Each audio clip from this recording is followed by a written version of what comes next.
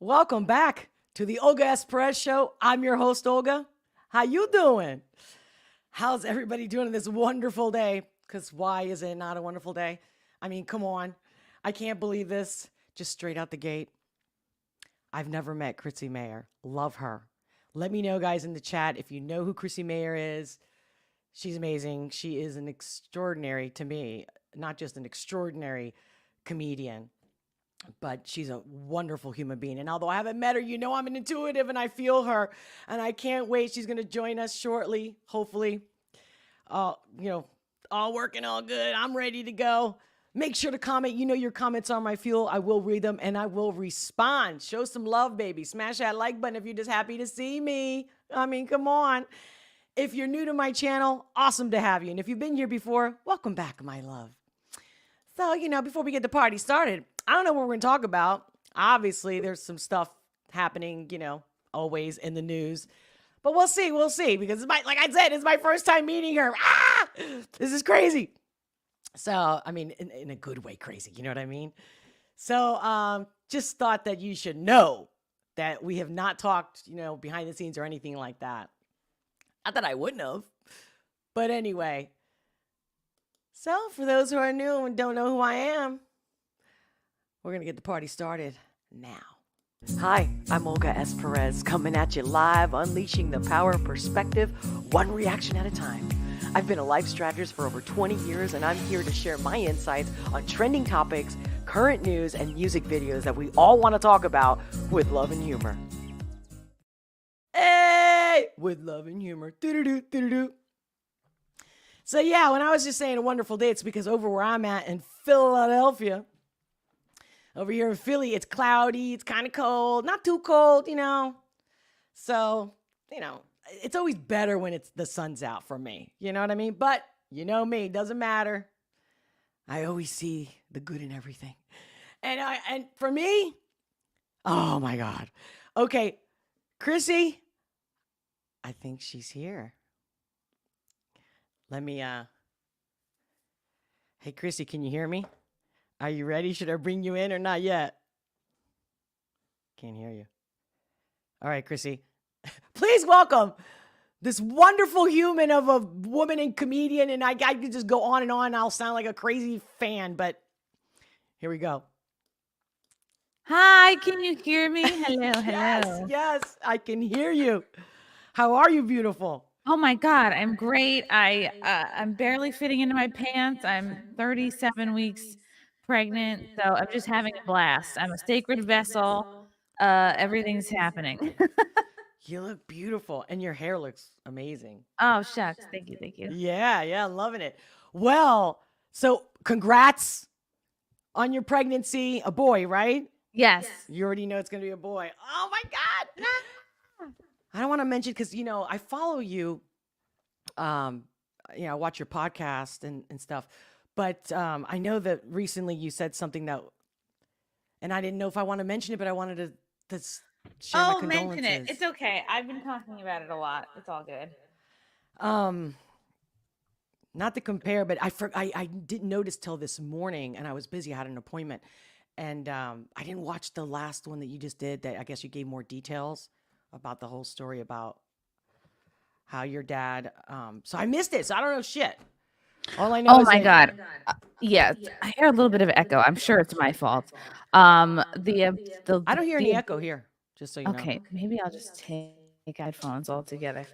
Yeah, it's a crazy thing to say, and I haven't been public about this, even though it happened back in October. But my dad was just murdered in his house in October, and it's an insane thing to have to say and explain to people. But I was just not saying anything for a while because I was barely kind of dealing with it. But I feel like the investigation has been moving at a snail's pace, and I'm sort of just talking about it now, hoping maybe some of the internet autistic folks who are into solving crimes might be able to help.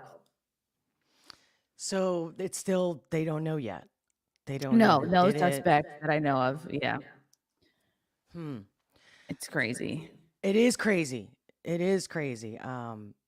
So I'm from Spain. Oh, I was born in Naples, Italy. Grew up in Spain. My dad was in the Navy. It's a long story, but my parents got divorced after 45 years of marriage, 6 kids. Wow.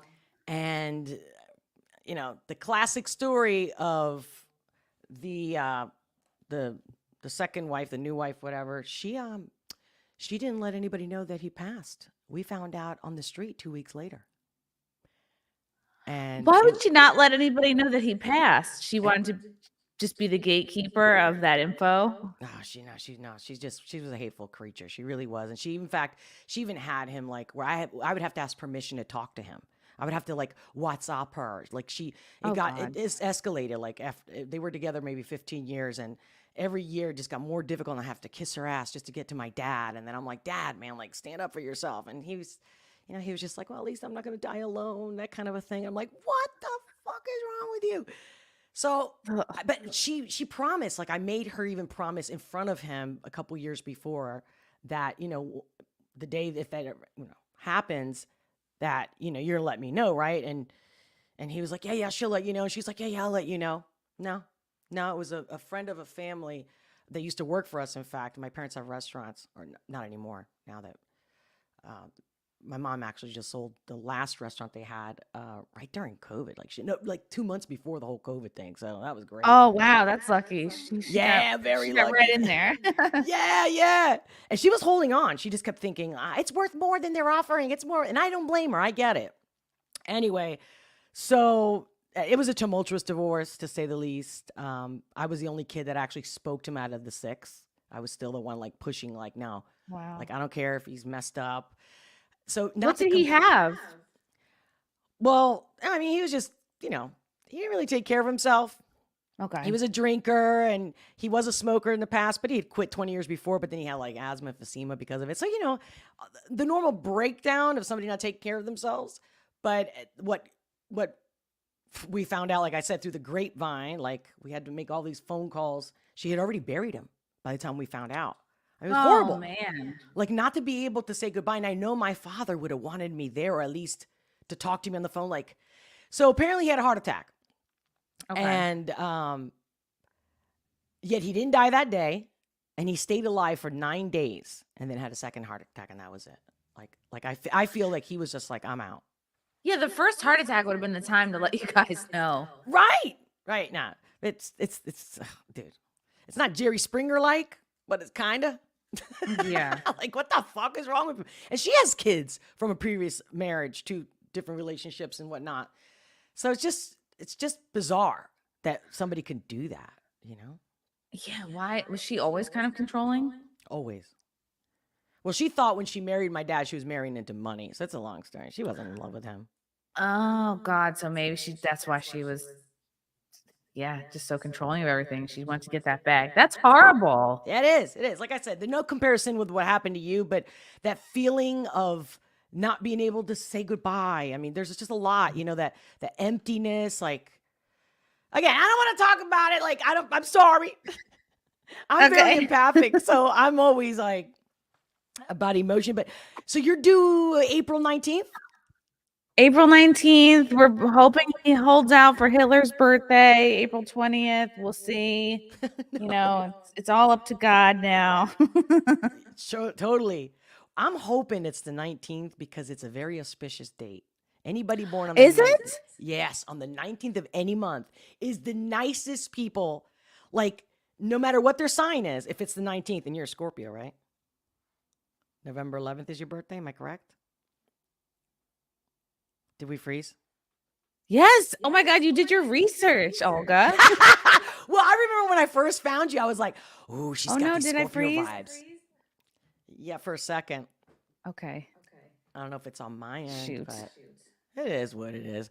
Maybe when you said the word, the mustache guy. You never know with these bots, man. They drive me nuts. But yeah, so I was like, and then when I looked you up and I was like, oh my God, I was so happy that I found your birthday, but you can't trust the internet. But then I actually saw you celebrate it or that I think on X, I even liked it. Like everybody was wishing you happy birthday. So I was like, I knew she was a Scorpio. Are you Scorpio too? No, I'm a Leo, but like all my best friends, the Ooh. most fun. My father was a Scorpio. Leos are great. Everyone needs a Leo in their life. You're like motivated. You're naturally good performers. You're like go-getters. It's a good, strong sign for sure. Well, I'm glad that you feel that way. Um, so yeah, so I missed your show too. You did a show in Philly. I think it was like right after I call it Crotch 19, just to be kind of like funny about it. I'm not trying to like be in code. It's just like, dude, I don't even want to. It's like I won't call it a pan. I'll call it a plandemic. You know what I mean? Oh, I won't. yeah. You know what I mean? Like fuck that. So you did a show in Philly. And I couldn't make it, but of course I watched whatever you posted because you went to the hotel room afterwards, and I was like, I can't believe she was here, and I missed it. But you apparently you had a great time, like you liked the crowd. God, yeah. What venue was that? I think it was God, if it was Helium, during the right? pandemic. I think it was Helium. Oh, wow. Okay. Yeah, that was a great show. I feel like any show I get to do is a great show. Like I only really have one or two instances where I can think I really like bombed that show or had a terrible time. So I think anytime you get to perform is just such a blessing. And yeah, I definitely have it on my list of places to go back to. After the baby pops out and after he's completely on his own after a couple of weeks, start touring again. Are you excited? Are you nervous? A little scared? Like, Oh yeah, I'm so scared. I've never changed a diaper. Uh, I don't know how he's gonna come out. Like I am worried about the destruction that may happen. The wake, the path. You know what I mean? Like, but you know what? I'll just get it all fixed and tightened up if it's really a oh, mess you down mean there. that? I was like, what is she talking about? Oh. Oh shoot. God, you're so good. Anyway, I just think in today's age, the main reason I reached out to you, I just started the channel maybe a year and a half, 2 years ago, and I was like, I was waiting to get some subscribers and whatnot before I reached out to you. So this has been on my list, like from the get-go, from like straight out the gate, because during the lockdown, I wasn't watching all these people like you or Ben Shapiro, like people that are influencers or that, whatever, have a popular podcast. Obviously I'm into comedy. So, but how did I find you? I can't remember now. Because I kept doing motivational events and stuff like that. I'm a life strategist. So I was in that. So like I knew like people like Gary Vee clearly, right? Or like Tony Robbins. Ooh, I've loved Gary Vee. I've always been inspired by him for years. Really? Yeah. He's a Scorpio. He's a Scorpio too? He's a Scorpio oh my too. Gosh. Yeah. Well, I got my bone to pick. That's why I mentioned like all these people, just to name a few, that I was like, I need to connect with people that are like-minded. And like, I can't stand listening to all these people that I feel that they're either fakes or shills or grifters. And I'm like, fuck, I gotta, like, I would be, like when you watch a game, not that I'm into watching sports on TV, but like, or maybe even a movie, right? And you're like, I'm the kind of girl that's like, oh, fuck, oh my God, you knew it. Like, you should have punched him. You know what I mean? Like, it's almost like watching a game for me when I see these people that I'm like, you're such a fake. You're full of shit. So I was like, I got to get on the scene and I got to talk to these people. And you were the one person of maybe 5 that I could think of off the top of my head. Oh, and Benjamin would be another one, which by the way, I didn't even hear about him until I started commenting about Andrew Tate. And then it was Brittany Venti, who you have on your show all the time. I think I found her through you, I guess in your Simpcast. And I, looked her up. I just wanted to get to know people. I always like to do a deep dive. I'm nervous. Look at me. Dives and vibes. It is. You need to do a deep vibe too. That would be a good one. Yeah. That's what I do when no one's home. Yeah. So she showed a clip from Owen Benjamin about his point of reference and like a video and whatnot about. And I was like, who is this guy? So, and not just Owen, like Tate. So I just learned all this stuff in the last couple years. And so I constantly was looking for people that were real, and like all the things that you've been through at least since I've been following you consistently for 3-4 years now. Like I said, around the lockdown, and I go, this fucking girl, you know how they say it nowadays, because I'm older. You're so based. I'm like, she's fucking real. She's got fucking balls. Aw. Like, I'm like, this girl's legit. I even want to almost find a flaw in you, and I'm like, she's just a beautiful. I could send you a whole list. Nobody's perfect, but like even like how you met your husband, how you were hooking him up with a girl or somebody else you were going to, right? And then it. Oh, you mean like the very first time he came into a show, I said, "Oh, go sit in the front." Like that's where my sister is, because she hadn't had a date in 10 years.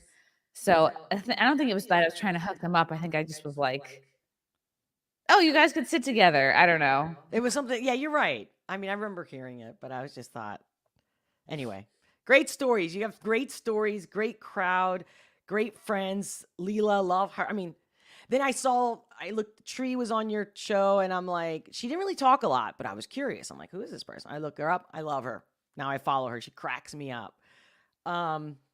Anyway, just like-minded people. And I feel like, especially in the industry of like content creators, you're beyond that in the sense that you're a comedian, stand-up. I mean, am I saying it right? English is my third language, by the way. Yeah, I would say I definitely do both. Yeah, definitely. I would say I'm definitely equal parts like stand-up podcaster. And I totally get what you mean, Olga. Like I just feel like as someone who was sort of like canceled and a bit ostracized from the comedy community because of my political views and just Yes. maybe jokes in general, just my general opinions about life, and not treating certain groups of people like sacred cows that we can't ever touch or make fun of. Um, it's been a nice feeling to kind of over the years meet and sort of collect, not that I'm collecting people, but like make relationships with people online who, some of them you see, some of them you don't. Some just feel like pen pals, but it is nice to feel like you're building a kind of sense of community, especially for those of us who have been sort of canceled or very misunderstood by the internet, or intentionally misunderstood by detractors or people who are on the opposite political, end of the scale as us. So I feel very lucky to have found so many great people over the last few years. I think you're well deserved, though. Yeah, but see what I'm saying? You see how you are? I feel so lucky about it. Like, I just love that. Like, it's a sincere, you know what I mean? Like, what the fuck? It's just, The other thing that because I could have reached out to you maybe a month ago, 2 months ago, but it was with that whole Tom McDonald. Because when I started this channel, I just wanted to have a commentator and give my perspective to all those voices that apparently have a lot of influence. And I'm going, why are they listening to this idiot? Something like that.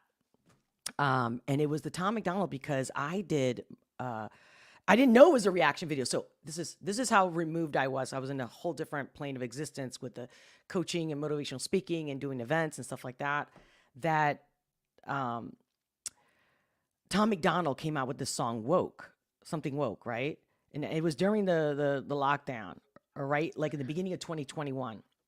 And I had it was the one. So my first reaction was the one he did with I think that it was fake woke or woke something, and it was with Blair White. And right, she was famously the first trans, I guess, video girl. She was saying, yeah. And I found out about him through Tim Pool, which I don't care for him, but I would watch him because I was trying to get to know why he kept popping in my feed. So I'm like, what's up with this dude with the beanie hat and all that? And at first I'm like, okay, I can see why people, are into his show and with all his guests. But then I kept seeing this attitude that I didn't like. It just didn't rub me. It didn't matter. Even if we agreed on things, I'm like, there's something wrong with this guy. That's another story. But he mentioned Tom McDonald. I'm like, who the hell's Tom? I go, who's Tom McDonald? And I'm like, I play a song. I send it to my girlfriend. She's like, oh my God, I love this guy. And I'm very intuitive. And I go, dude, I bet you he's a Virgo. And she was like, no fucking way, dude. He's got to be a Leo. And I'm like, oh, let me look it up. And he's a fucking Virgo. I'm telling you, man, I can feel this guy. So we're laughing, but she's like, oh my God, she bought his album like right away. And she's like, I got you a copy too, girl. He's going to sign it. So that was it. And then when I started this channel, he came up with that song Names. And so I was going to just comment on it because a title like that, Names, and with his style, I thought this would be interesting to have a commentary about it. I had no idea that reaction videos was a thing. And then the next thing you know, I got a bunch of people of his fans that followed me, subscribed. Like I got like 1,000 subscribers overnight when I was like, oh wow, dying. Like I could barely get 300 people after 30 hours a week. I'm exaggerating, but it was bad. Like it was like constantly with the crickets in the background. I'm like, I'm an idiot. Like nobody's watching. Oh, everybody starts out like that though. We all feel that way. But did you do comedy before the podcast?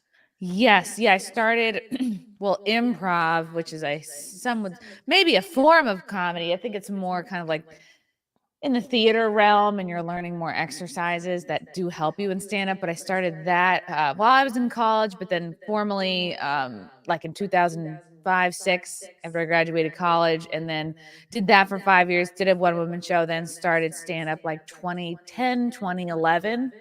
So yeah, stand up first, and then started my YouTube podcast in 2020. And prior to that, I started a podcast on Compound Media in 2019. Wow. You work your ass off. Like you're constantly, whether you're having like 30 podcast episodes, of course I'm exaggerating, but like you're constantly doing podcasts or you're a guest on somebody else's podcast. I felt like it was a miracle that you had time for me today. I really did. It does feel weird because I have like tamped down a lot the last few weeks, especially because they say once you get to a certain like stage of your pregnancy, you can't travel anymore.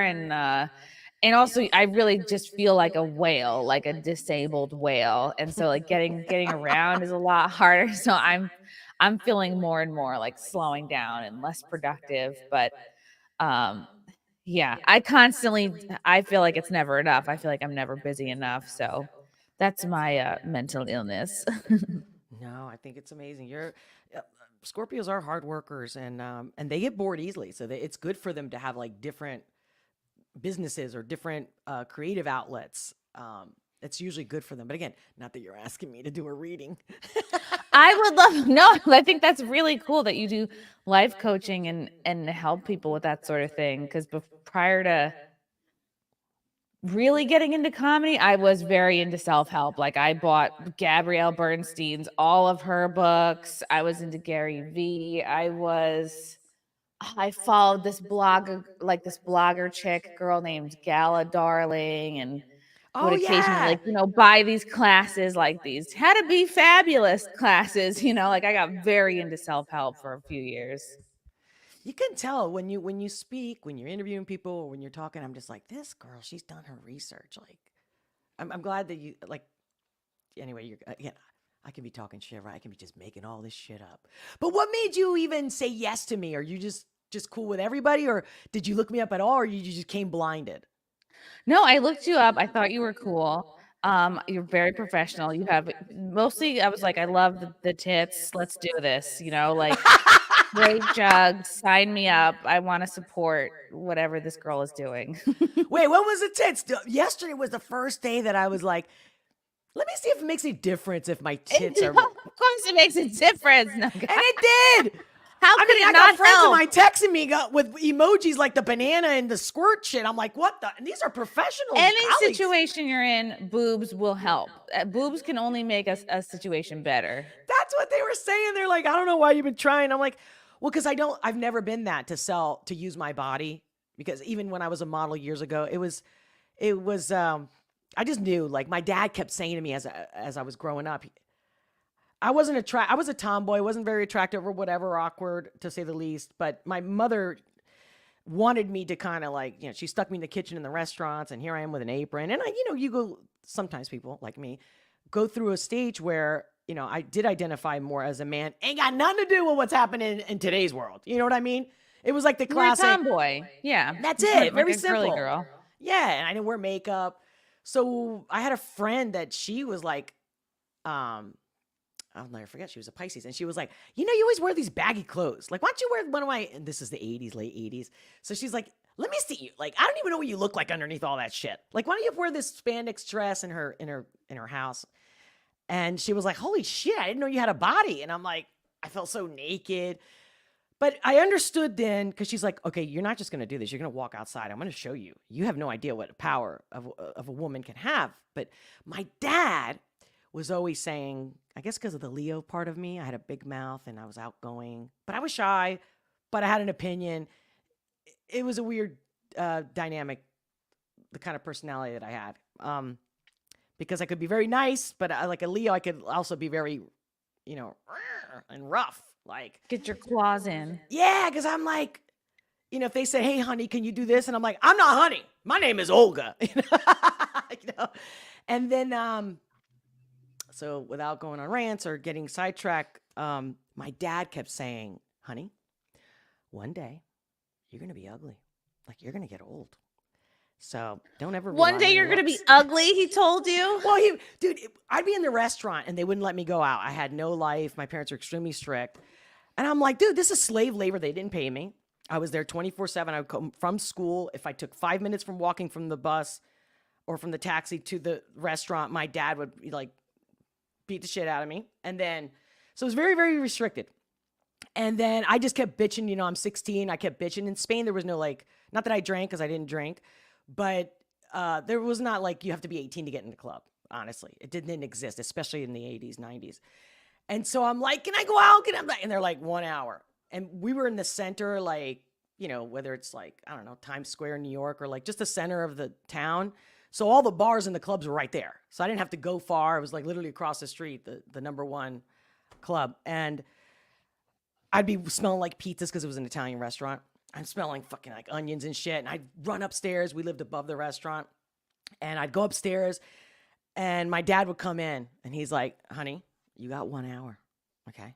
I'm like, man, I just want to get the onion smell off of me. And then I would try to put a little makeup on. And he's like, honey, when you're hot, you're hot. And when you're not, you're not. And makeup ain't going to do shit. You're just taking away from your time. And I'm like, shit. So I got better and better at being faster or not caring about my hair or how I smelled because I did want to just be on the dance floor and dance. And then, yeah, just periodically he would just say, your looks aren't going to last forever. So feed your mind. But at the same time, yes, that's true, but that doesn't mean don't enjoy them while you have them. And you have, right. You have your looks, I would say, for most of your life, unless something horrible happens. No, you're right. You're right. And then I had friends, 90s, early 2000s, where a term back in the day in New Jersey, I was living in New Jersey at the time, and it was like hoochie mama. My girlfriend's like, girl, you got to get hoochie mama. You got to perk them tits up and show your ass. And I'm like, it took me till I was 26 or so. But let me tell you, girl, once I hit that hoochie mama, you made up for lost time. Yeah, because my best friend Scorpio was 20 years older than me, kept saying she would take me out and buy and help me pick out clothes because she was honest with me. She's like, no, that doesn't look good. She was brutally honest. And or no, that looks great. Even when I thought, really? But I knew she meant it. And so she kept telling me what you said. She said, you got to do it as long as you can. So she was so different than my dad. Wow. Yeah. Clearly, that's just dad vibes. He's trying to protect you. And he's also, probably what's under that is something very good that he didn't want your sole validation to be from your looks, which I feel like that's a problem a lot of young women have now. Their sole source of validation is their looks. And then what that translates into with social media. And it's before you know it, you're spending a lot of time just on social media instead of building yourself up, building up your skills, building up those solid sources of validation that are going to take you through your whole life. Yeah. Not to circle back or to sound like Faki. But don't we miss her though? I know, right? She was funny. I liked her little redhead, or at least the color. But the Tom McDonald thing and the whole copyright. And I think you had Megan Fox. And remember, she gave that insight, copy and paste this blurb to use. I did reach out to her. She sent it to me. And so, not that we want to talk or that I don't know if you want to talk about Tom McDonald, but I thought that was very valid, everything you said. And a lot of people think that because I've done more than one of his reactions because they request it, the audience. They don't realize that, what happens behind the scenes. And a lot of them will even say, I'm sure it's happened to you. They're like, oh no, this artist never blocks you. Then you just have an interview with, I forget the name because he's new to me. Was he a DJ or some musician you just had a couple days ago? Blonde. Oh, Akira the Don? That guy. Yeah, he's very cool. I guess he famously never copyright claims anybody. And with Tom, it was definitely a learning experience because part of me was like, all right, well, what he's doing is wrong, but do I not say anything because we are on like the same side politically? I don't want to make it look like I am, I don't know, causing problems. I guess like the female in me always has that like default setting of like, don't cause any problems. But he claimed I had done commentary on the song he put out with Ben Shapiro. God, I can't remember the name now, but Facts. mostly facts. Thank you. And it was mostly just to kind of like laugh at Ben. The Ben part of it is the funny part, and why it went so viral because you look at Ben Shapiro and nobody's first thought is rapper. So he's he's just on there. He's very white. He's very Jewy. It's funny, and we're commenting on it. I talked about it for maybe a minute or two or something. Just played like a couple of minutes of the song. I get copyright claimed by Tom or his people.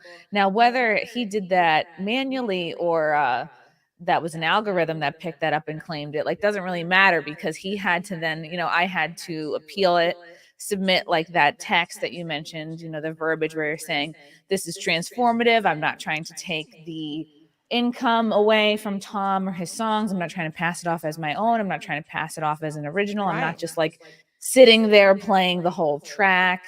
We're doing commentary on it. We're like making fun of Ben essentially. And so he had to then manually someone on his team had to then manually reject my claim. It's not like, oh, and he made it sound on Twitter like, oh, it's just the algorithm. Don't take it personally. It's like, dude, like anyone who's been through this process knows that someone has to manually reject the claim. And then the next step after that is like, you have to go to court or more of a legal proceeding. And it was either that or wait 7 days and let it die out. And he kind of let the 7 days go by and it died out because I'm sure he knew he didn't have a case because I was in the right there with my usage of it. But I wanted to call it out because I heard so many other people go through the same thing with him in particular. And he just to point out that part of why he's blown up and become as famous as he is because of smaller creators. Like, not that he needs anybody now. He's got millions of followers. He doesn't need somebody like me talking about him so he can stay famous or relevant. But you can't deny that that's part of the reason why he blew up. Were the smaller creators. Exactly. And being fans of him mostly. I mean, like, I would say I'm a little more like not as enthused about him now, but like I wasn't talking about him to like shit on him. I was like kind of a fan. I was like, oh, this is interesting. He's definitely a newsmaker. He and I have been written up in like many of the same articles, so I've known about him for a while. So I was just like, oh, this is such a shame that.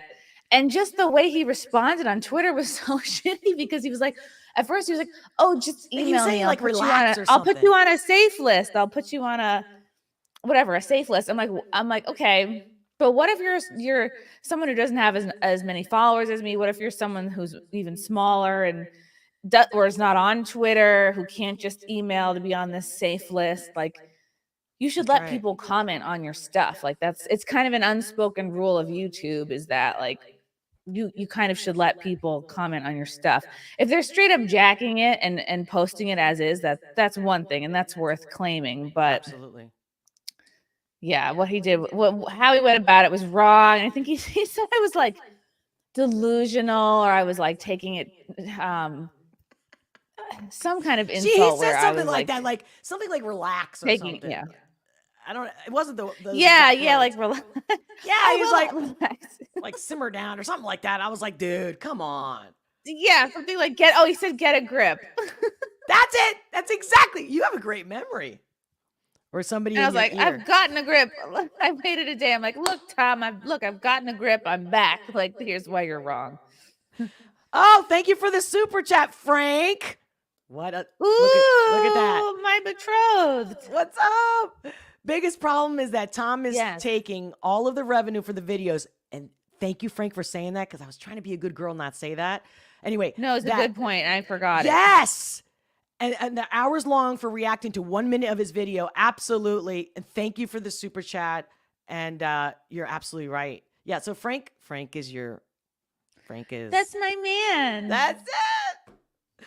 He was so great because I had commented on one of your posts because I guess because either I don't know if you have it on the settings or because I'm not a Twitter. I don't have the blue check mark. I don't pay the premium. So I couldn't. I tried other ways to like reach you. And then I was like, fuck it. I'm not going to comment to one of her comments and hopefully she'll pay it. She'll notice me. And Frank said, I'm her manager or if you need. And I was like, this is so, it was pretty quick too. And he was awesome. And then even like, he helps handle my stuff. Like he's on my Instagram too. Like he just, cause I'm very ADD. I lose track of things. I'm forgetful. Like he has my back on a lot of stuff. You got a lot going so that like good people don't slip through the cracks. Yeah, that's awesome. No, and very professional too. Absolutely. And I was just like, but then you wrote a couple days ago, I had a contraction. I was like, shit. And I'm praying to God because obviously we could always reschedule, if you needed to, wanted to, that, I'd be totally cool. No, I would do this from the hospital. I would never miss it. No, because I didn't want to promote it, but I wanted to promote it. I'm like, but what if she, and I was like, I knew it that she could have but I knew you weren't going to have a baby. Not yet. I definitely fucking knew that. And I prayed and I said, God, just take care of her. Make sure. But you're going to have an Aries baby. Just keep it in her. Well, it was definitely a practice contraction. And I looked it up and it's like, it just felt like really intense and more movement than usual. And then they went away and I was like, okay, because I didn't think he was going to come out the other night. I just was like, oh, that's what this is. Okay.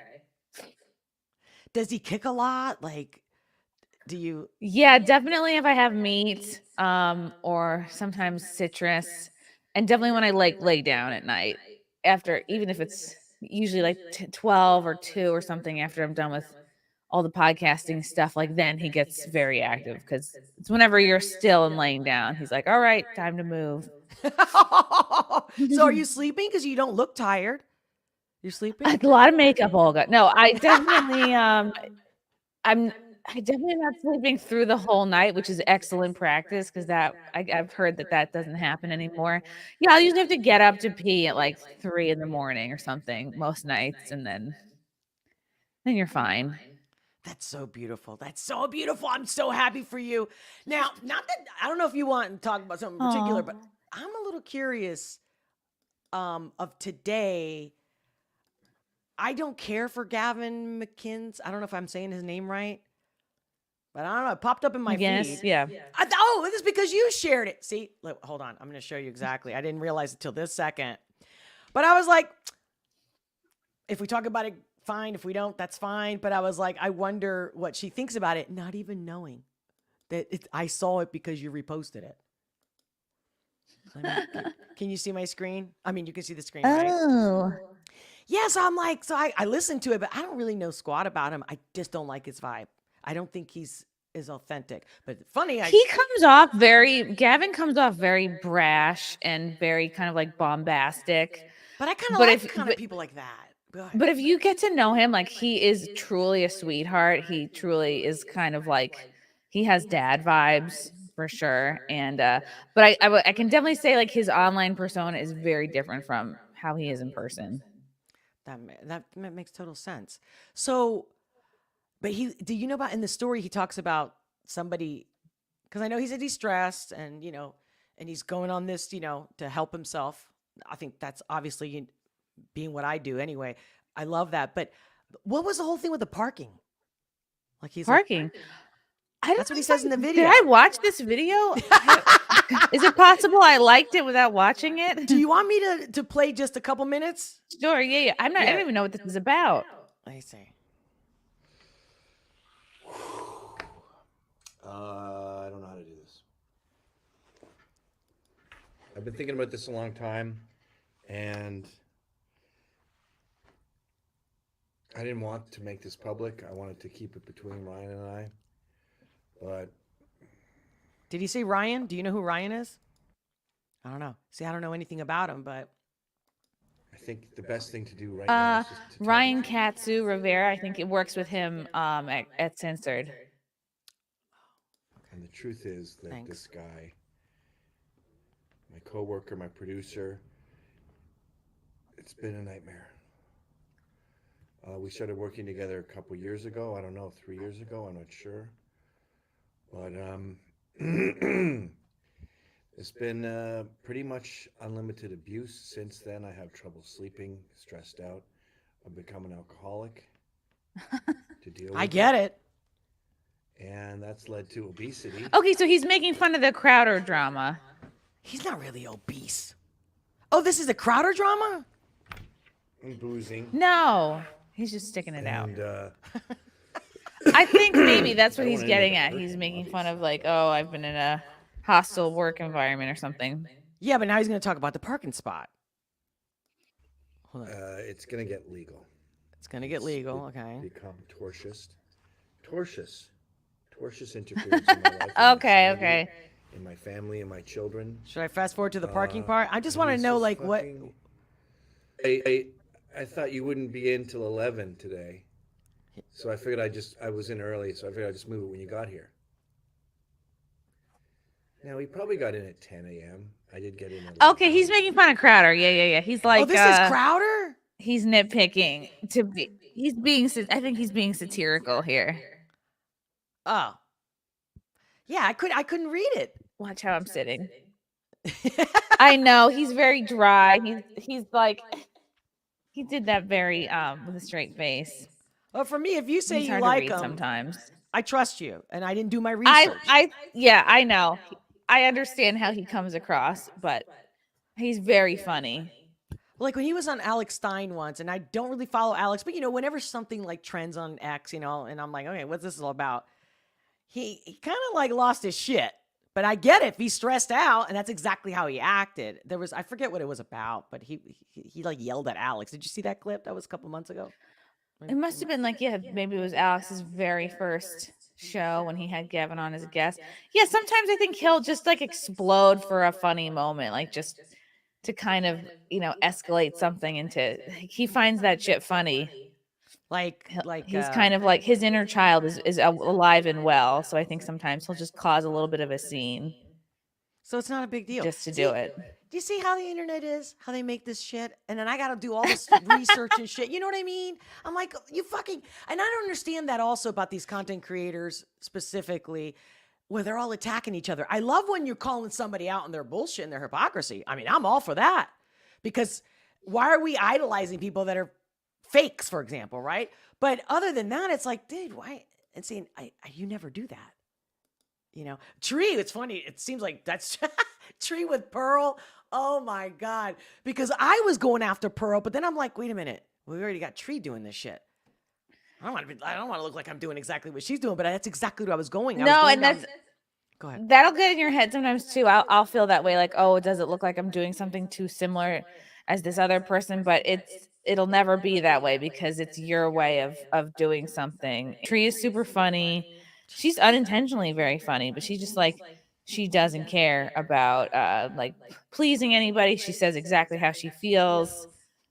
And she inspires me because like there's another level of funny you can get to when you just absolutely don't care what people think of you.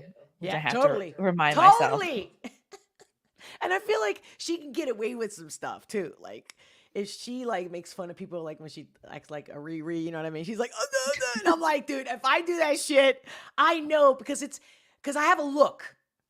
And that's the thing that is the hardest for me to do on this channel is that, okay, well, I have a lot of, there's the Olga that loves to host people and host parties and dinners, you know what I mean? And be like that old lady that, no, you sit down, let me get it for you. You know what I mean? I'm like a host.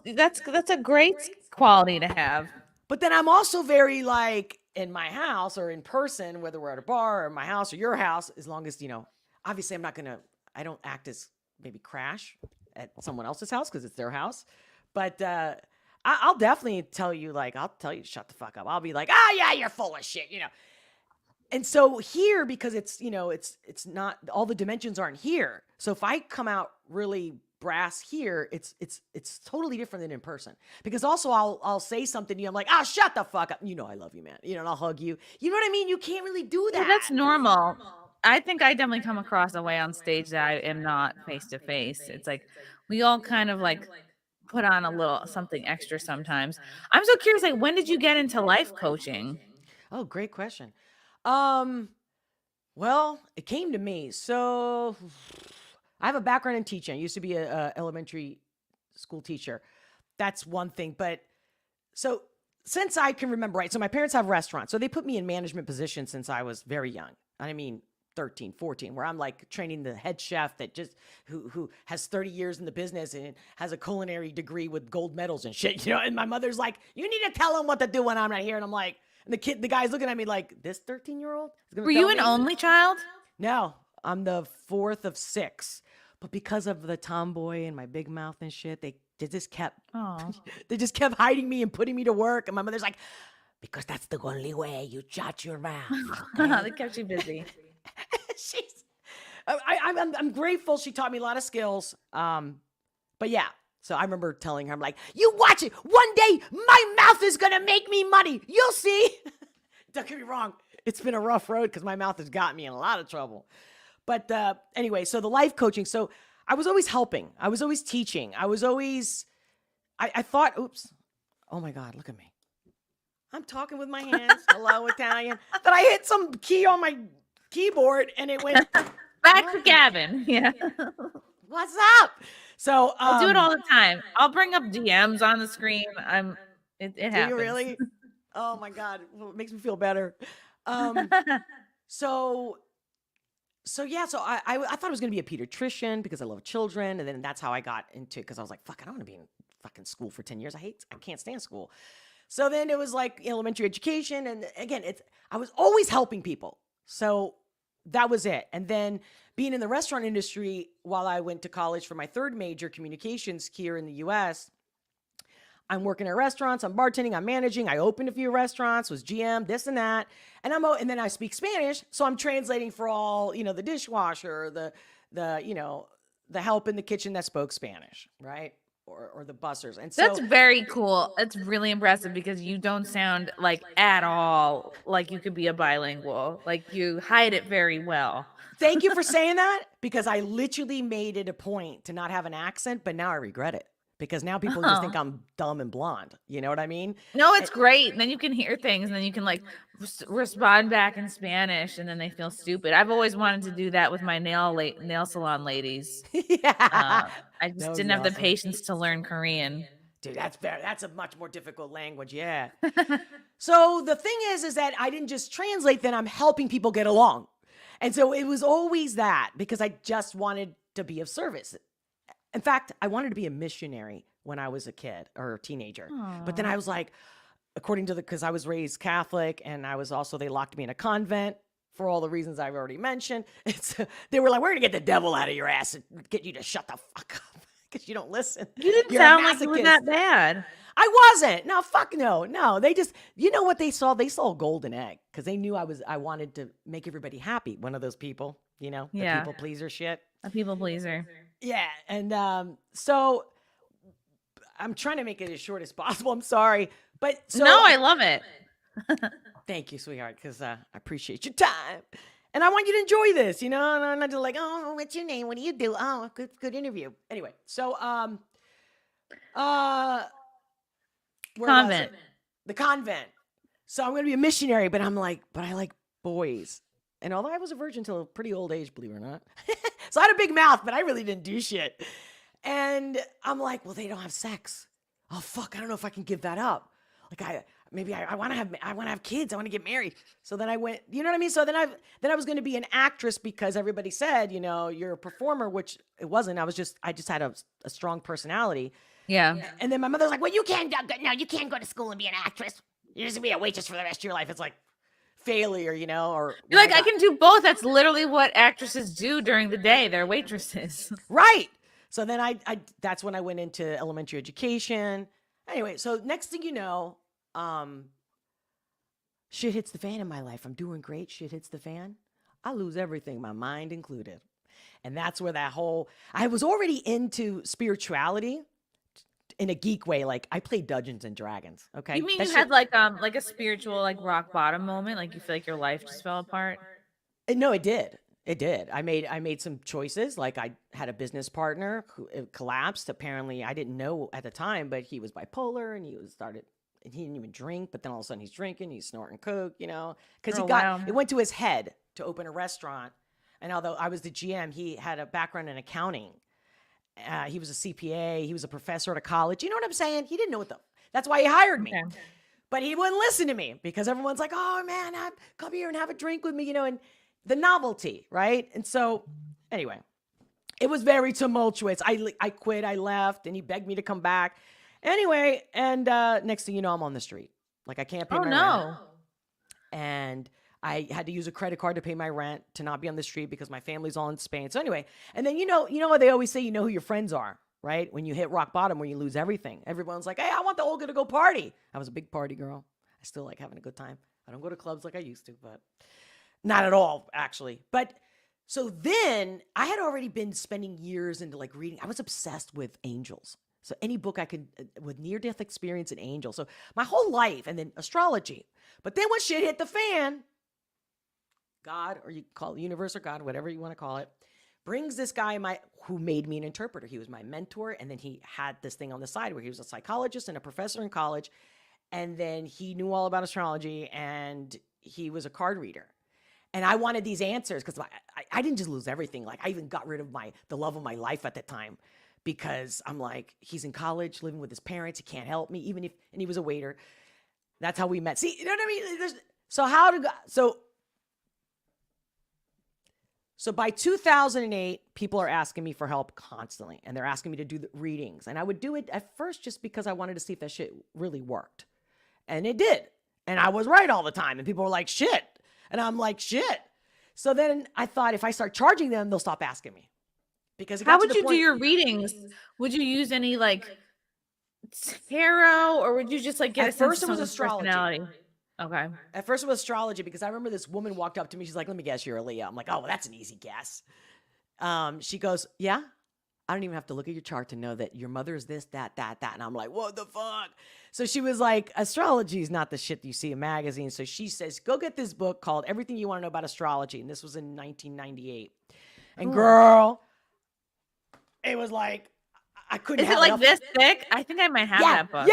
Yeah, I still have it. In fact, I didn't even buy it because my roommate at the time was like, girl, you don't need it. He was gay. He's awesome. He's the best. Another Leo. And he was like, girl, I got it in the house. Don't save yourself the money. So then when people would come over to my house, I would bring out the book. I'm like, let's see. Let's see. This thing says, if you're born in this thing, you must have round features. And, people are just like, they were just having fun. But I love that. And that's then the tarot, because when I wanted my boyfriend back, because he was like, no, fuck you. If I fucking go back to you. No. He was an Italian, like from South Philly originally, but moved to Jersey. So it was like, his name was Frank. And he was like, oh no. Nah, I'm not going to come back to you. Because you know what you're going to do? You're going to fucking leave me just like that. Oh, and no. you know what? It fucking kills me. You know I fucking love you. You know you're my love. Oh man, that sounds very Italian breakup there. It was passionate. It was amazing. Virgo. But and anyway, and it was horrendous because I'm broke, and my friends are like, we don't want the Olga that's crying all day. We don't want that. We want the other. And I'm like, fuck. And it was bad. And I didn't drink. And then I started drinking, and I'm drinking vodka like it's water because being in the restaurant industry, I had cases and cases of vodka in the house that from the restaurants, the vendors and shit. They're like, oh, okay, here's an extra case for you. Or you're showering with it. Yeah. Yeah. Free glasses. Yeah. And so when I lost all my shit, and then since I didn't have money, I didn't have health insurance. I couldn't even buy a book. I didn't even have food to eat. And I didn't give a fuck because I was so depressed that I couldn't eat. And everyone's like, can somebody give this bitch a sandwich? Like I was bones. And I would go to Barnes and Nobles, or Borders at the time existed in Philly. I love Borders. Right? And I would sit there every day because I was unemployed. Nobody would hire me. I was overqualified, blah, blah, blah. And I just fucking went self-help section. Bitch. Like I was like, I want to know. My biggest thing was I wanted to never feel that pain again. And it always got me when people were happy, like, you know, like somebody at a toll booth, so nice all the time. Hi. And you're like, how the fuck are certain people always fucking happy? Right? Like everyone thought, and they used to call me Polly Sunshine.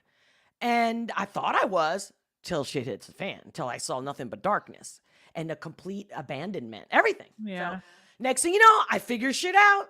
I got myself out of the hole and everyone's like, how'd you do it? Like, what the fuck?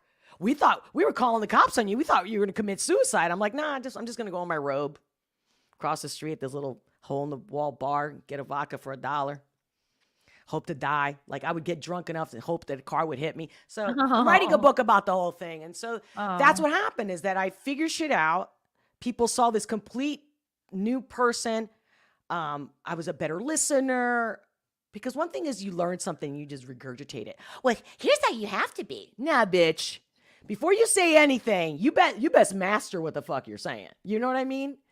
And so, yeah. And the next thing you know, I kept getting people coming over and they would pay me. I didn't think they would pay me. And they did. And then they would pay me double. And I'm like, really? And it was just that. And next thing you know, they were referring their friends and they kept coming. And that's how it started. I was like, shit, I guess I got to get a website and I got to get a logo. I guess I got to make a card. And at the time, the transition was I was interpreting in court and hospitals. I was mainly a translator for the most part. And I was just doing readings on the side. A little cash here and there, but it didn't pay my rent. That's it. I guess, sorry, it took me so long. Wow. Girl. So whose coaching style or who do you feel like inspired you? Or whose methods do you feel like you've maybe picked up on I guess whose style like of coaching has inspired you?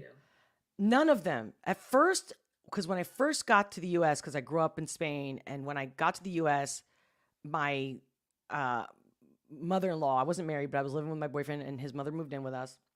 And I don't know if she was watching QVC or something, and I hear this voice. And I'm walking by, and it's Tony Robbins. I'm like, whose voice is that? Like, there was something definitely magnetic there. But I was like, this guy's full of shit. Like he's got a huge he's a con man, you know? But I have to say that what he said, like, you were meant for more. And this is years before I fell apart because I did everything right? I left my home without my parents' help. I lived in different countries on my own. I worked my ass off. I struggled, at 29, like I did everything right. I wasn't in debt. You know what I mean? Like I did everything fucking like I'm in charge. I'm not going to fuck up like everybody.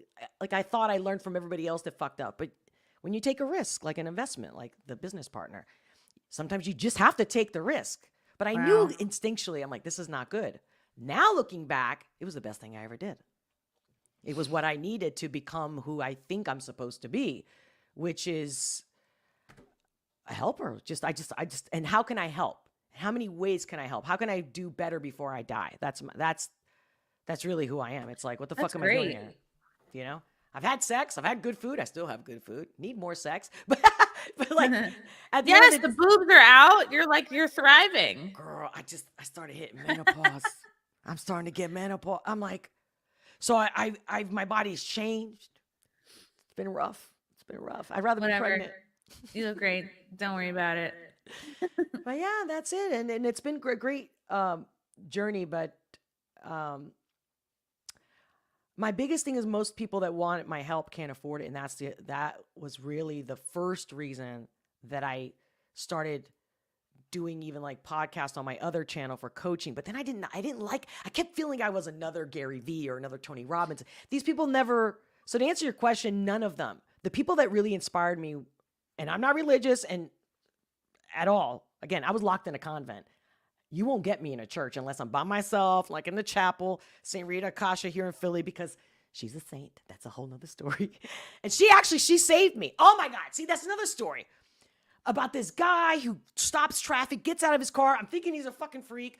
I rolled down my window. It was right when I was like, it was the first day I wore makeup because, by the way, When I lost everything, I didn't shower or leave the apartment for a month. Ooh. It was bad. Spicy.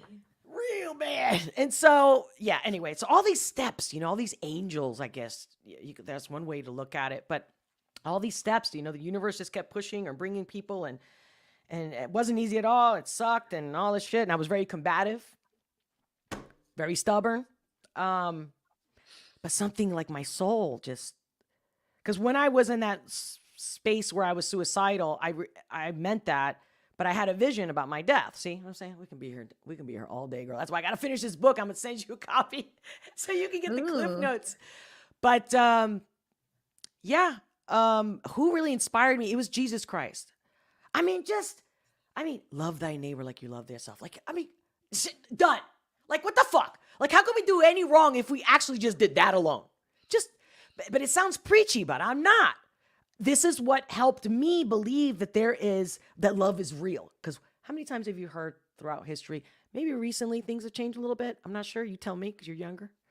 But love, there's always like this corniness, when you say self-love, it sounds corny. But love is real. And then people are like, define love. Nobody can prove it. Bitch, I did. And I found ways to explain to people what love is. And that's been my greatest achievement. Because that is the greatest thing. Or God, like, whether you don't believe in God, whether you do or you don't, because I always say a very basic analogy, which is you have a garden. You got two options. You can make love to, prune it, nurture it, right? Or you can piss on it. What do you think your result's going to be? Like if somebody has a really hard time understanding what love is, I'll go, yeah, see, you get my point. Right. And in a way to if people have notions that love is corny or gay or whatever, the way to scale that back is just to say love is nothing more than really just focused attention. And that takes several different forms. And if you bring in the 5 love languages, it's not necessarily poems, it's an acts of service, it's quality time, it could be gifts, it could be physical touch. It just depends what that person needs or what you need. Exactly. I wanted to know Buddha, what made him enlightened. So I read all these books about every religion, the Quran, 1001 Night Arabian Nights. Why do these stories come about? Why? I wanted to understand the human behavior and what is the different dimensions, the visions that I get, and be able to explain telepathy or reading somebody's mind and go, you know what? Sometimes I don't know if I know what you're going to say because you just thought it and I heard it, or I don't know. There is this line of hearing information and you just don't know what happened first. Was it that I knew that person was going to say that, but they didn't know? And you see what I'm saying? Or I picked up the fact that I just pick up on. Anyway. So yeah. So I believe that, going back to your perfect, amazing question, is who inspired me? None of them, because what I found is that they're all full of shit, and I'm pissed off at them. Yep, and I can't stand the fact that they're right now. You ever see any life coach? How come that no one goes to the White House? Tony Robbins? Hello? Huh. You could change the biggest leaders in the world. Where the fuck are you now? Bitch, now I get these ads coming up. If you're in the Philadelphia area, me and Dean Grazioso, we're going to change your life. And what's the whole thing? We're going to make you a coach because if you have some lesson or something to teach people, we're going to show you how to do it. You know what they don't fucking tell you? That even if they give you the blueprint and you pay for the ticket and all this shit, you know what they don't tell you? You need money for the advertising. The millions that they spend on advertising and how they actually hone and actually rule and almost don't let anybody come to that surface. And Marie Forleo's in there. They're all there. And I'm going, what the fuck? Wow. I don't believe they're as good as they say they are. And I can't believe that somebody like Tony Robbins, dude, he's part owner or one of the investors in Salesforce. I'm like, you don't even need the money. No. You know what I mean? I'm dying to help people for free. And that's the reason for this channel that I'm like, let's do commentary, but hopefully through my commentary, me as a background, the background that I have, my experiences and my stories can help people and not feel alone. You know what I mean? And not feel like I need something from you, but I do bitch once in a while. Olga, do you feel like most people have the same step one in terms of like the most foundational? All right, when you start putting one foot in front of the other in terms of like getting your life together or starting over, or does it really depend on the circumstance? Wait a minute. Let me see if I understand your question. Like, do you see a lot of the people that you've worked with? Do you find that most people have the same like sort of step one in terms of getting their life back on track? Like, are there patterns that you can kind of pick out? Yes. Just real quick. Thank you for the super chat, Matt. Check this out. Ooh, Matt. Wow, 2 of my favorite women on YouTube together. I didn't know you knew Look her. at Matt. Matt looks like he just popped out of The Young and the Restless with that headshot. Matt, you hear that? He's a Sagittarius. I actually happen to know. That's awesome, man. Thank you. Okay, the first thing is the truth. Ooh. The truth. And the truth is pretty ugly. Like, usually most people don't really look at themselves the way with all the truth. It's true because life will continue to serve you up the same lesson over and over again until you learn it. So if you are hitting a kind of a rock bottom, it's like your life is presenting you with something that you're kind of failing to acknowledge. Right. Like the victim mentality is the norm. Like a client of mine came to me and he's like, yeah, I've been trying to break up with this woman. We've been together for 7 years, but she won't let me go. But then I'm like, okay, is that all you want me to do is help you get rid of her? And, obviously though, I know that if you have that issue, again, we're going back to self-love. So I believe in the way I coach, you need to know what self-love is and you need to practice it before we can go to any other point, before you can get that job. Because I can train you. I can tell you how to write your resume. I can coach you for the interviews and you'll get the job. It happens all the time. I do it all the time. That's great. I'm not the only person that does it, I'm sure. But at the end of the day, where's happiness?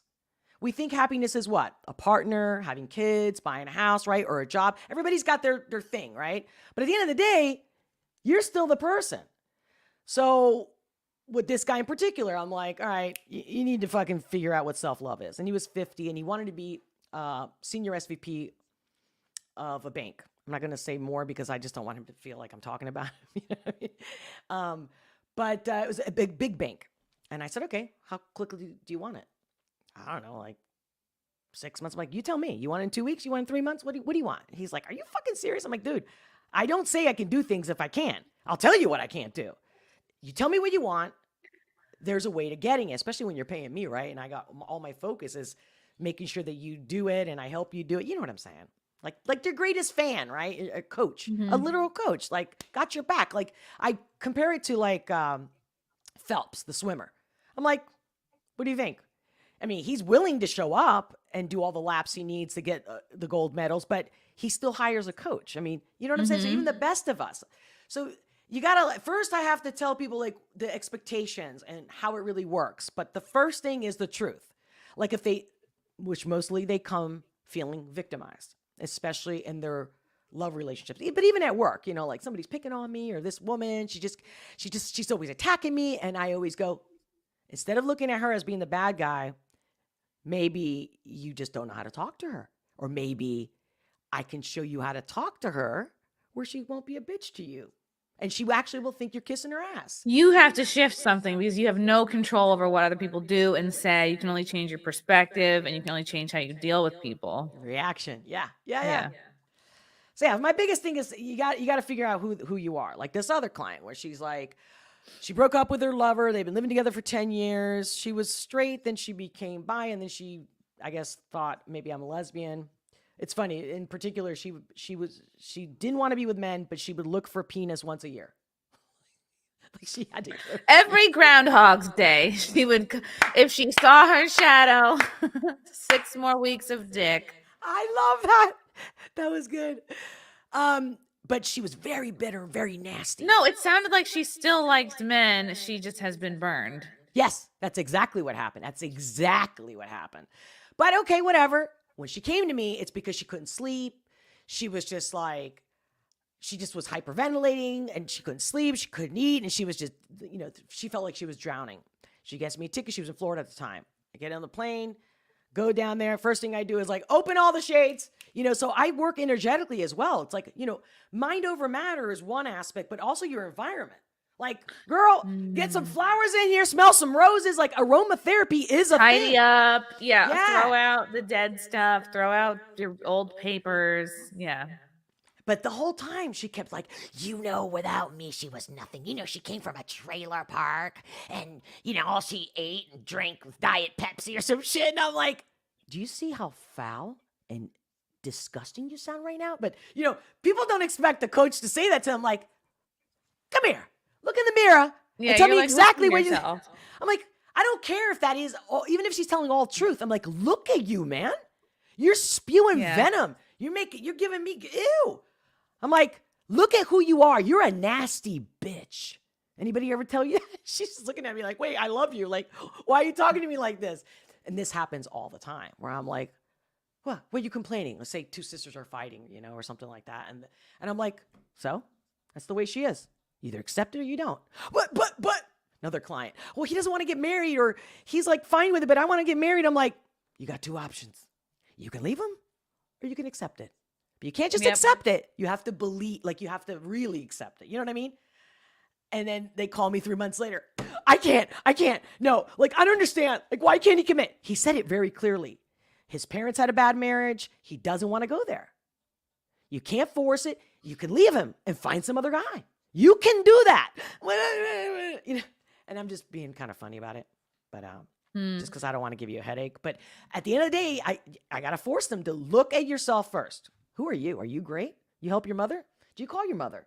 Are you a great sister? Are you a great friend? Like, what the fuck do you do? There's a lot of me in the fucking world. Let me tell you that. And like Buddha, how did he figure it all out? The letting go.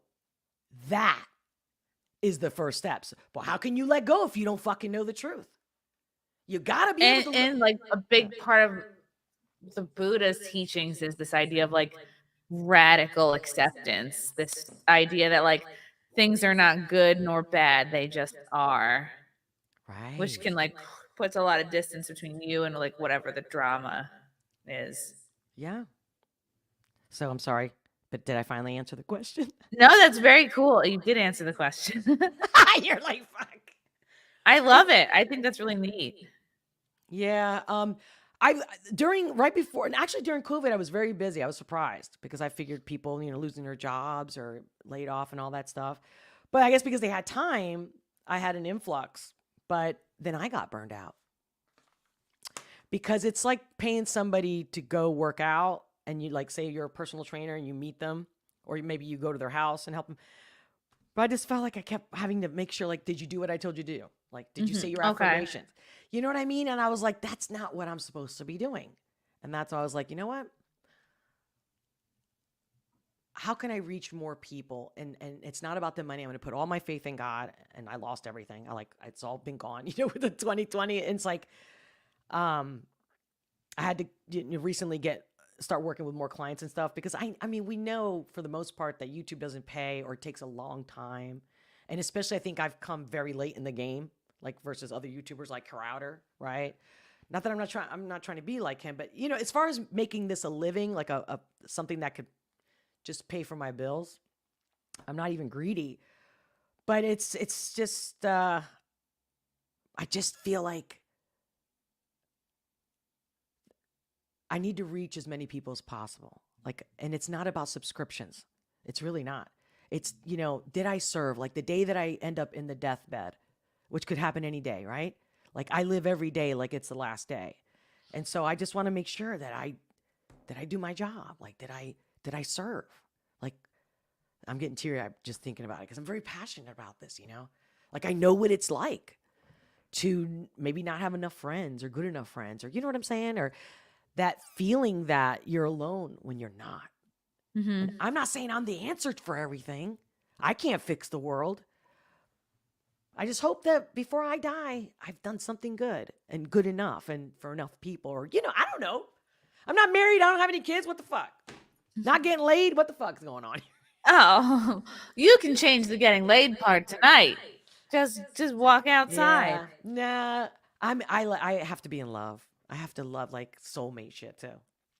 I've had my fun. I'm very grateful for all my experiences. You can but still find somebody. You're not I don't have dead time. yet. You don't have time. No, I'm thinking once I finish the book maybe, and then if I tour with the book, then I feel like, yeah, I meet people at events. Yeah. But The Barnes and Noble, no more. The Borders is shut down. yeah, But Borders went out of business. yeah, I think touring this book, you can meet somebody. For sure. And so I don't think like I treat every day like it's the last day, because I know being present is another way of feeling good and being happy and empowered. But I'm not sitting here going, "Ooh, when am I going to meet the guy?" I've been down that road, and now it's going. If it's meant to be, it'll be. And may it be the best man. Let the best man win. Or We're gonna manifest him. 2024 is the year Olga gets her main squeeze. that would be wonderful. But again, I'm not There may be complaining. some guys in the chat right now who are gonna submit themselves. Oh boy. So when is your next show? Well, guys, I tagged her. You guys can look it up easy, but I'll also put her link down there. But I tagged her so you guys can click on her and see her YouTube channel and whatnot. But I think you're doing a show. Aren't you doing one in PA? No, you just did one in PA. My next show I had, this past weekend I was in Pennsylvania. My next show is going to be at the hospital sometime in the next 2 or 3 weeks. I think a live stream from the hospital would actually be hilarious. I think I love that idea. It would be awesome. That would be. I mean, I hope you have the energy for it. Like, I hope you. I think that would be cool. I could just be walking around the hospital with a selfie stick. Oh, maybe they wouldn't let me videotape in there. I'll have to see about that. Wait. Not that I'm going to flip the camera around and show everybody the eye of the storm, but something that I would probably do because I'm raunchy. But Frank, yeah. I don't know if he's having a conversation with the chat, but manager, laugh out loud, God forbid. No, he does not see himself as a manager. He's not. He has his own. Oh, that's why stuff going on. He just sometimes helps with some of my messages. By the way, I'm sorry to interrupt you, Chrissy. I've been dying to ask my guest. Are you able to see my chat? Yes, yeah. On StreamYard, there's a column so where you can for the private chat, and then for comments, you can see the chat. I never knew. I was curious. Thank you for asking me. So Frank's like, anyone ever brought up that Olga is a way hotter version of Lori from Shark Tank? Who's Lori? You do look like the her. blonde. Yeah, that's a compliment. She's cute, but you're cuter. Why, thank you. Oh shit. Because ever since menopause, everything changed. Like, my features have changed. I don't. Yeah, look the Lori same. Grenier. I guess her name is. Hey, some Norwegian guy. Who's Frank? Wait, he just said Frank. Frank. I know. It's funny if Frank was listening to this, because actually, when I was with him, I called him Franco because of Spanish. Aww. It was just, but his name is actually Francis. Wow. Cool. And if anything, I would call him Frankie. I know. Sounds There's so many Franks around us. I love it. We had a crazy, tumultuous, passionate relationship. It's crazy. It was crazy. No, but it was great. It was great. It was a deep love. It was my first love because my parents were so paranoid that because I was so not just tomboy, like I had a dirt bike and all these things, they just figured this girl, she's fearless, which I was not fearless. I guess I acted like I was fearless. And so they were like, you know what? That's why we're going to lock you in, never let you go. Because knowing you'll end up on drugs and pregnant by 18. Right. So. It sounds like they just saw you that way because you have a lot of qualities that they lack. And they, instead of helping you use them for your strengths, were afraid that they would be your weaknesses and tried to control them and just didn't like assist you to grow with them. You know what I mean? Yeah. They were afraid. Yeah. As I got older, my parents were like, wow, they're shocked. Like, look at her. She's all responsible. She didn't get pregnant, all this stuff. And so my mom was like, we were just scared. Like, we really were scared. And I'm like, yeah, but you also love the fact that you leave the restaurant to go to a casino and you're like, she's going to take care of it. You didn't have to pay an employee. You know what I mean? Like that. Yeah.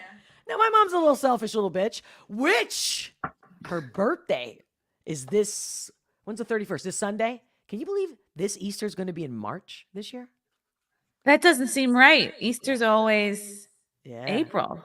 See, because I look at the sky and I do astrology, and I'm totally into conspiracy theories. No, dude, because all of history has been a lie. That's something I went through also in college. I passed a lot of classes because I argued they're facts. Literally the Big Bang one. I was like, that's not a question. It's a theory. Are you a How can flat earther? Please tell me you're a flat earther. I'm a fucking flat earther. Yeah. I didn't know you were too. 100%. Yes. 100%. Just a couple of flat earthers yucking it up. And it's so funny because when I have friends that are like, well, you know, I'm kind of maybe, but I'm not completely sold on it. I'm like, You're there. Once you start to doubt it, you're there. You're at least like, I like to just to even question it. I think is productive because like, what does it change about any of our lives if the earth is flat? You know, I think it's just fun to think about. Yeah, my whole thing is one of the other empowerments is what I say from the get-go, the truth. If you don't see the truth, you don't find the truth, you're fucked. Like if you think you're free in a country where you're not free, you see the problem here? Right. Like when people say to me, we just bought a house. No, you didn't. Maybe some do, but for the most part, they have a mortgage. I'm like, you don't own the house. And this is years ago before the internet, where now you'll see TikToks when people like will go down that rabbit hole and explain like mortgage is from the morgue, you know? And so now they're going down but I was doing this shit before the internet and everyone's like, you're crazy. I'm like, fucking sit down and do your work. Yep. Because my whole point was when I like notice that people have a hard time with the flat earth, it's like, what do you have the hard time with? Is it like, are you on the sciencey part of it? Or you're like, oh, well, no, these certain pictures or the proof or whatever. Or are you unwilling to wrap your mind around the idea that the government, that the powers that be could keep something so massive from the public for all this time? I love it. I love it. See, that's what I mean. That's why I was connecting with you. And again, I don't know. I hope this is a good first time meeting me. I hope. No, we're friends now, Olga. It's official. Like seriously, there's no turning back. We already. God. You had me at hello. You had me at astrology. So this is for real now. Yeah, I didn't want to get into it, but yeah, if you ever want me to do, whether we do it publicly or behind the scenes, you'll. Ooh, tell me what my problems are. That would be great. No, you know what? You know what I look like? Looking in the charts, I look at because everybody has good and bad. Like, you know, some people have more difficult. You could call it destiny, because I don't believe in coincidences, and I do not believe in free will. When I did for 30 some years of my life, when I figured out, well, how can this be that I can predict shit? That means that's destiny. Because I'm always about freedom, because I was locked up in a convent. You know, I was always locked up, pushed down, oppressed. So when I left home at 17 before I was even legal. So I'm all about freedom. It was huge for me to have to confront, is there really free will? And I have it 100% without a doubt. There is no free will, bitches. So if you know what's coming, how about I read you? You read charts, Olga? Yeah, I was going to ask you what time. Is it okay if I ask you now? Or you can text me. Ooh, okay. Yeah, maybe I'll text you. Yeah, because we already know, unless the internet's wrong, the 11th of November is your birthday, but the year and the time of birth is what's important. So you either email me, or I sent my phone numbers. I just put it in the private chat. You did? Yeah. Do you need the location too? Wait, you put it in the private chat. Yeah. Oh my God, I just noticed that you didn't message me. I'm here. You're so fucking cute. You're so fucking cute. By the way, there's another thing. I love redheads, and I used to be a redhead, fake, but whatever. And when I was telling my friends I thought if they didn't know, some of them knew you, some of them didn't. And I'm like, yeah, she's a redhead. And they know how I feel about redheads. They're like, wow, you're really going to be happy today. I too am chemically enhanced. I'm not afraid to admit it. Oh, it looks beautiful. And you've changed it. Like, you've had different reds. Thank you. No, you rock everything, honey. So you're going to give me, oh no, so you already did it in the private chat. Okay. 11/11? Oh, of course, right. No, my birthday is out there. How about the fact that today's episode, my episode, is 222? Ooh. An intern of mine texted me right before the show. She's like, did you see? Because she's a Scorpio moon or ascendant. I think I am a 2 in numerology. Are you really? Like the life pathway so. one? Yeah. Well, I love that. Ooh, that time. Ooh, I can almost I remember my already four. guess. God, I don't even know. I don't even know. So it's wait. So it's Virgo. I thought I Um, thought I was a 2. because back in the day before the internet, we actually did this like mathematically. Like I would have to do the equations and shit. Now we have the software, but I believe your ascendant is hold on, 5. So it's Libra, Virgo, Leo. Eh, huh. I could be wrong, but Cancer is calling me. Cancer and Gemini, which would all make total sense that you're artistic, creative, and the motherly, and the water. Like you're super witchy. You're super, and I mean that Wow. in a good Okay, way. so my mom and sister are Cancers. My husband's a Gemini. Are you talking about in my chart though? Listen, okay. Do you want me to do it real quick? Because I don't know. I didn't mean to take your time. I said an No, it's hour. okay. If you have any quick bullet points, like I'm not trying to Yeah, just cut quick you though. off. It's not going to be the real deal. But let's No. just while we're Give me a here. quick and dirty. Yeah. I'm gonna give you your ascendant, your rising, and what I Okay. see. Okay. Because I know that I have a lot of Scorpio in my chart. You do. You From definitely have a lot, and past that's why I reads. was. Okay, hold on. I think my rising, no, let's think. I think my rising is Scorpio. I think my moon is Aquarius. And I can't remember the other ones. So it's 11. While I'm pulling this up, what do you think has been the highlight of the news or topics out there? What got you the most, or World Down Syndrome Day. I did a quote tweet about it, I think yesterday. Oh, and I And it was shared a- it yesterday in my life. Sorry.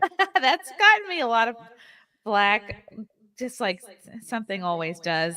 But I think this whoever's doing this video is taking advantage of these Down syndrome people. Like you're telling me like this is all their idea.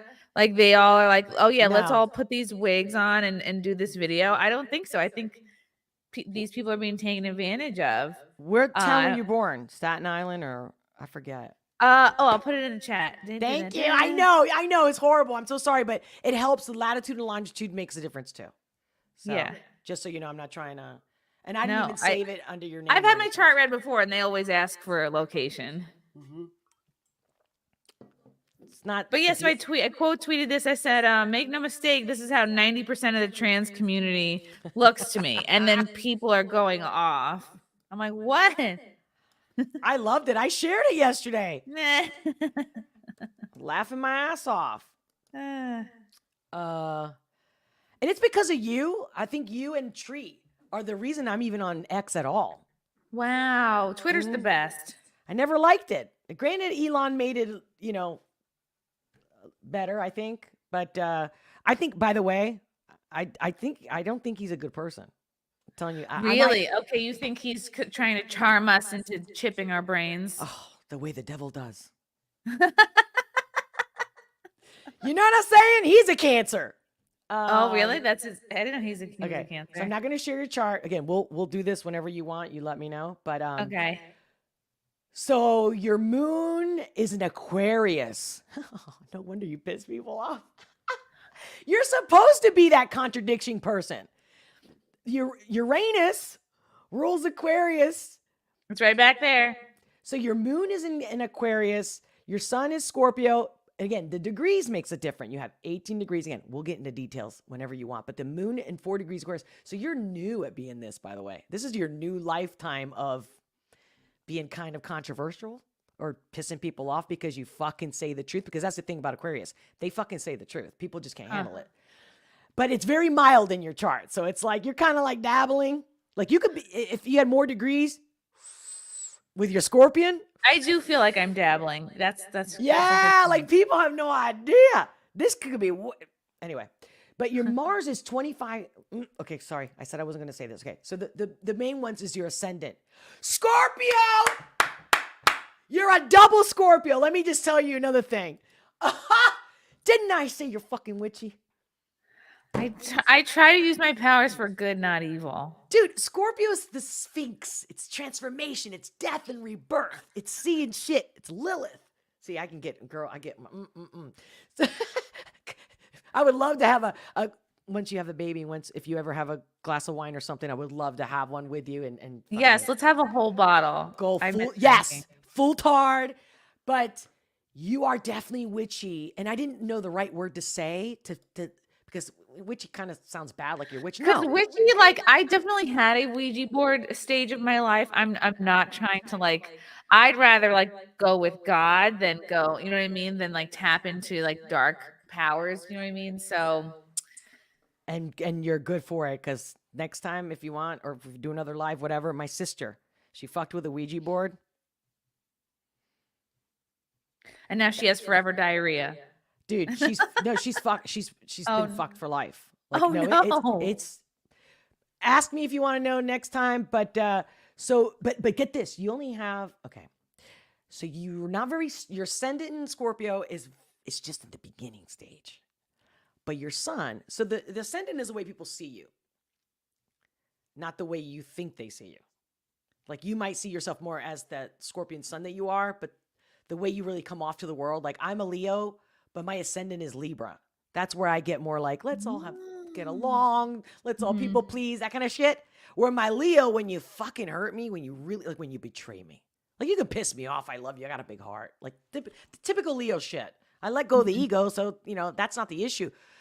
But if you fucking screw me over, like if you sell me out, that's it. Like it could be something as if you just hang up the phone with, like if you're gonna hang up on me, just say, I don't want to talk about this, or Olga, I let's another time. But don't just go click. I will literally let go of a 10, 5, 20-year-old relationship like that. That's the Leo in me. The Libra won't. The Libra will keep assholes around for 10 years. Literally. Like I have a track record. It's like, I should have gotten rid of this friend a long time ago, but I always see the good. You understand? But once you fucking hurt Leo, man, we're done. The cycle's out. No. But so your moon, your ascendant is very interesting. Because I'm not surprised also that when you were saying you went through that stage where you read some self-help books or whatnot, or at least you were curious. But like I said, this is not even scratching the surface. It's just that you think outside of the box and you have a deep intuition. And your career is very important to you. You are going to be a great mother, don't get me wrong. And that's another thing that I see in your chart. But your career is almost like the nucleus of the family. It's so weird. It's like I keep seeing like your career, because your career brings happiness, and it's almost like you're breastfeeding. Okay. Do you ever see that statue of the cow in Rome with all the nipples and the babies? It's a wolf, I think it is. That's me. You know what I'm saying? No, like everyone, come get a nipple. Listen, this is crazy. Like you got Mars, Frank, you don't have to tell me because so you got Mars in Virgo. So typically the best match or the love of your life, whatever, they're typically either an ascendant or moon where your Mars is, and your Mars is in the 11th house. Isn't that funny? Where did you meet him? That's socials. That's social networking, friends. I also met him in November. Fuck. Like and you're an 11-11. We clicked, like our first sort of meeting where we really like was November 1st. Yeah. Oh my God. And you also have, sorry. You also have Pluto on your ascendant like I do. Okay. All right. Now I feel like an idiot. A total fucking idiot. Because I didn't know this. You're beyond witchy, honey. Yeah, but what are the positive, you keep good stuff implications? Inside. You know when to share shit that you see in people. You know some bad shit. You smell bad shit miles away. I swear, I bet you Frank would understand exactly what I'm saying. Ooh. It's just funny because it's not that you want to be this way, right? It's almost like in a way, it could be like a burden to you, but it's a gift. It's when they say it's a gift and a curse, in a sense. Yes, I say that all the time. Yeah. But no, there's nothing bad in your chart. I mean, I'm looking at like your 7th house, your relationships, maybe because in the 7th house is in Taurus and you don't really have anything planets in there. So like maybe your relationships, took a while because Taurus earth signs are slow moving. Just, you see what I'm saying? I'm just pulling this shit out of your chart, not what I feel instinctually thus far. But yeah, no, you don't got nothing bad, but again, not to bring up your dad, but that's the other thing. Like I knew my dad, it was going to happen that year because of the chart. Wow. And so that helped me. And I found out while I'm training, I'm working with my interns about this massive event we were putting together. And my mom calls, and she calls like 3 times in a row in the middle of the day, with a difference of time because she's in Spain. I'm like, I'll call her when I'm done. And then she kept calling. I'm like, usually that means some kind of family emergency. So I tell my interns, I'll be right back. I go outside. I didn't even go to like my office or the side. I went outside and I call and I go, ¿Qué pasa? What's up, Mom? She's like, did you hear about your dad? No, I lied. She goes, why didn't you tell me about your dad? Because I was the only one talking to him. She thought that I knew, didn't tell anybody. And my phone's blown up. My brothers and sisters, because immediately they were all like, oh. And so I had to keep my fucking cool because I just started a meeting. And I had a bunch of people there for the meeting. I couldn't just cancel it. I didn't have a chance to mourn, but because of the chart, because I knew that it was happening within weeks, that I was mentally preparing for it. You know what I'm saying? Just in case. And so when it happened, I was able to kind of hold it for the team, And I remember my interns were like, are you sure? Do you want to go home? Or like, I'm fine. Let's just focus. Let's, get the work done. You're here. I don't want to waste anybody's time. And I think maybe the next day when I started talking to my family, then I fucking started bawling. But even then, I didn't really mourn my father until 3 years later. And after the whole COVID shit, it's like, I just have a lot of work and all this survival mode shit, And then one day my friend came over. We have a bottle of wine each. And I walk into the door. I'm all happy. I'm like, I love you, man. And he's like, I love you too, Olga. And then I'm like, and all of a sudden, my dad just came out of nowhere in my head. And I'm like, and he's like, oh my God, what's wrong, girl? And I was like, I really, my dad, I don't know, just getting to me. And I just fucking, Niagara Falls, and I'm fucking sobbing. And he's like, are you okay? I'm like, I'm fine. It's about time. I had to get. Poor guy. He's standing in the foyer of my apartment.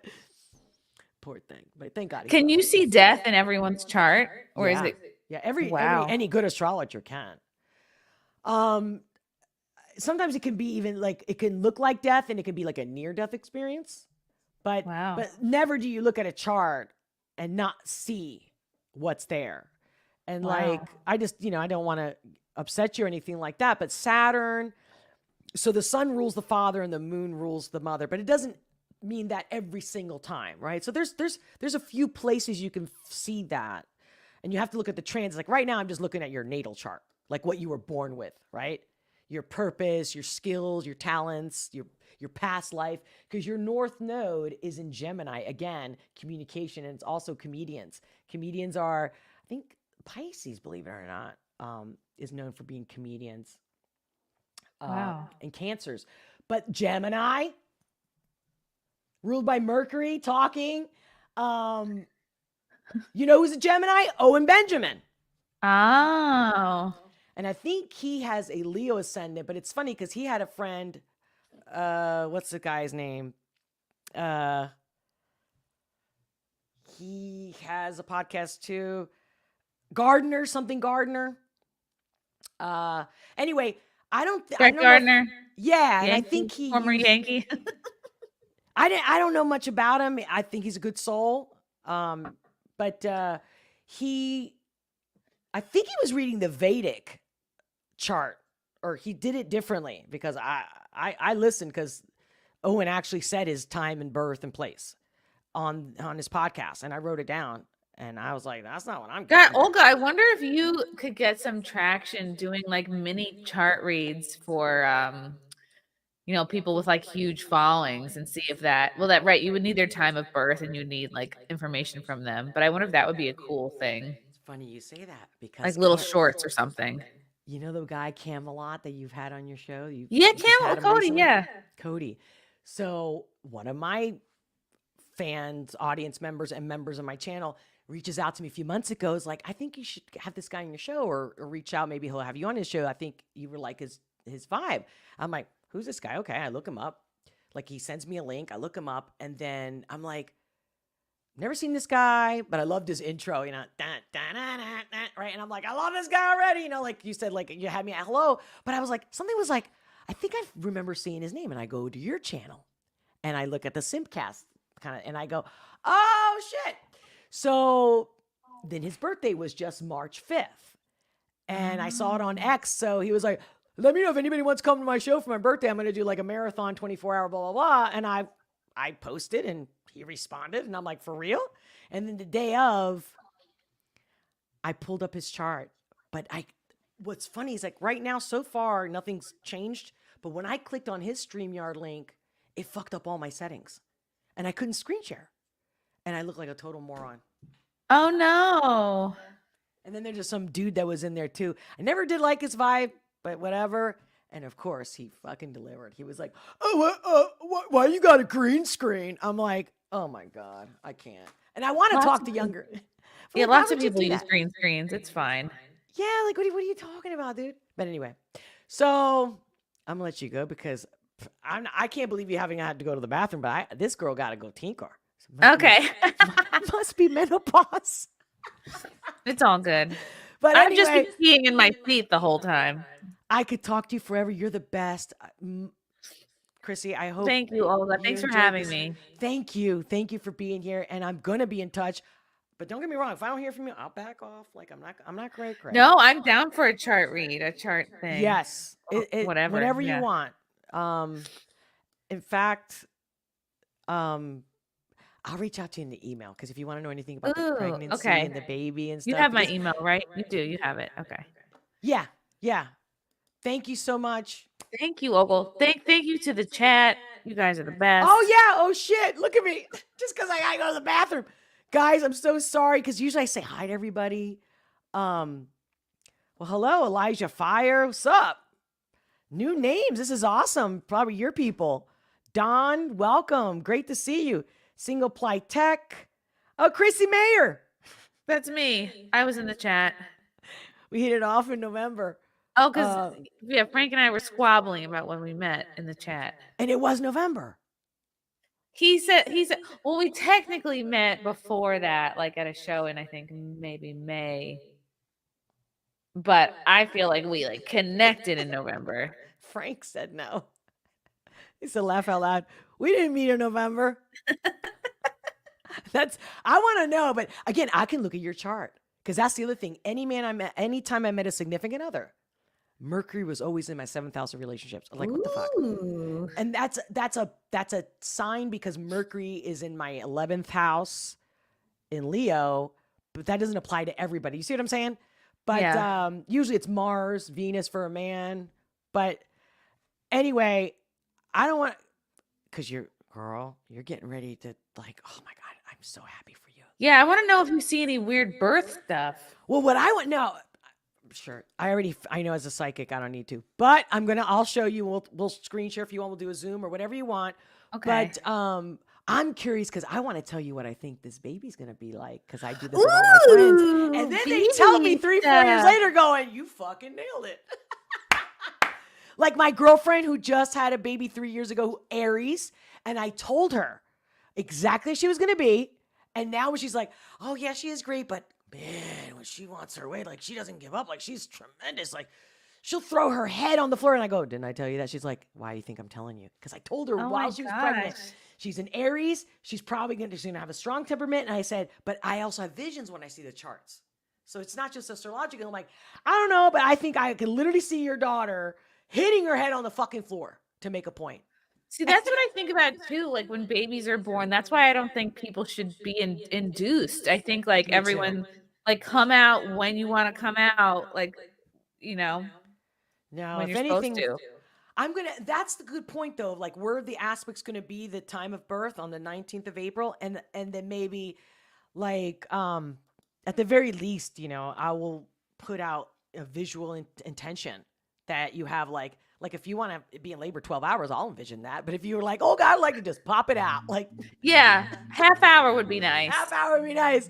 So that's also something that I do, because although things are fated, we can either fight fate or we can go with the flow, and shit's easier. Just saying. I But love I have it. a good feeling. You got all that water in you? Oh my God. And I already can see, I think the baby, oh, I'm sorry, but I don't know if did you say what name? Did you pick a name yet? We have, but we're not like super out about it yet. Okay, don't tell me. Then don't tell me. Okay. Because I really don't want to know, and I want to see if I can write Guess? it down or give you, Okay. yeah. I'll come up with maybe 3 if you want. Again, Do it. Yeah. life is short, man. We gotta enjoy like the moments. So you're the best. I really do love you, and I hope I didn't come off like a real crazy fan. No, you came off just the perfect amount of crazy. You're so sweet. But yes, thank you, Frank, again, and I'll be in touch. Reach out to me whenever. I'm good. I sent Yay. you my phone, so you can text me anytime. I'm pretty fast. Okay. Perfect. Have a great day. Thanks, Much Olga. love. You too. Everyone, thank you so much for joining us. Make sure to leave a comment even after this live stream, because I read them. I will respond. Show some love to Chrissy. Go follow her on X. She's the best, dude. Like, honestly, if you don't even like Twitter, this girl will make it's worth just looking at every day. I'm telling you. Oh, thank you, okay. Olga. Much love. Bye. Big hugs. I hope you Go can feel my pee. hug, Chrissy. Bye, guys. I felt it. Love you. Bye.